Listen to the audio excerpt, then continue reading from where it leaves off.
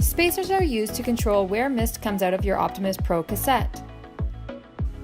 You'll want to put the spacers where any media will cover the mist to make a natural effect.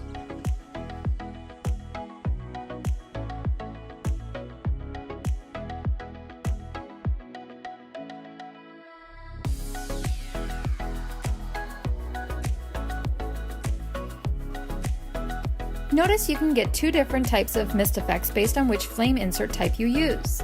The slots create thinner, taller flame effect, while the spacers create larger, wider flames.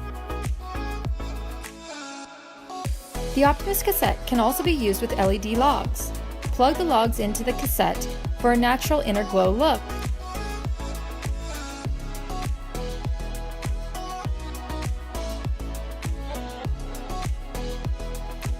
Thanks for watching. Be sure to check out our other videos to learn more about the Optimyst Pro series.